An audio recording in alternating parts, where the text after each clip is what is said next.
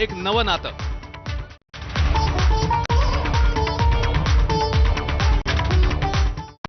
Headlines brought to you by Chitale बंधू.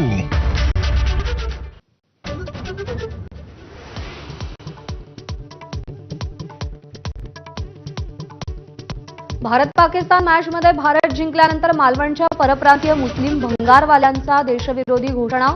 प्रशासनाकडून बेकायदेशीर दुकानं बुलडोझरनं उद्ध्वस्त. निषेधासाठी मालवणच्या तरुणांची बाईक रॅली.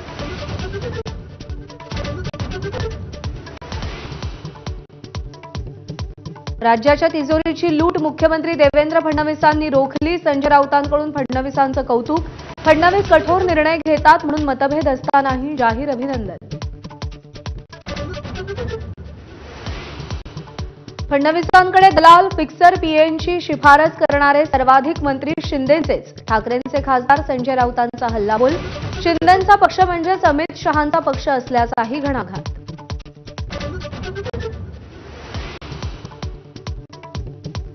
मस्साजोग ग्रामस्थांचं आजपासून अन्नत्याग आंदोलन. फरार कृष्ण आंधळेला अटक करा. आरोपींना शिक्षा देऊन देशमुख कुटुंबाला न्याय देण्याची मागणी.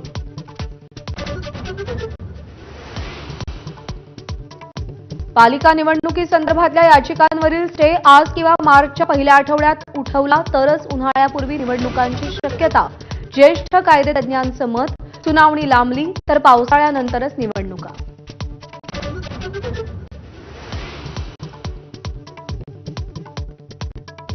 बीड जिल्ह्यातील भूसंपादन प्रकरणात थेट जिल्हाधिकारी आणि लघु पाटबंधारे कार्यकारी अभियंत्यांच्या अटकेचे आदेश. बीड कोर्टाकडून वॉरंट जारी झाल्यानं खळबळ.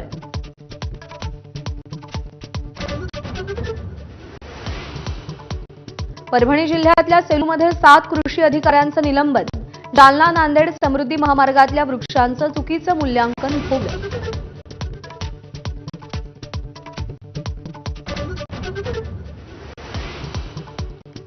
स्वराज्य रक्षक संभाजी मालिका संभाजीराजांचं बलिदान न दाखवता संपवावी असा दबाव असल्याची अमोल कोल्हेंची युट्यूब ब्लॉगमध्ये कबुली. शेवट कसा असावा याविषयी शरद पवारांनी काहीही सांगितलं नसल्याचा खुलासा. त्र्यंबकेश्वरमध्ये उद्या होणाऱ्या प्राजक्ता माळीच्या शिवस्तुती नृत्याला विरोध. माजी विश्वस्त ललिता शिंदे यांचं पोलिसांना पत्र. मंदिरात सेलिब्रिटींच्या इव्हेंटची परंपरा नसल्याचा दावा.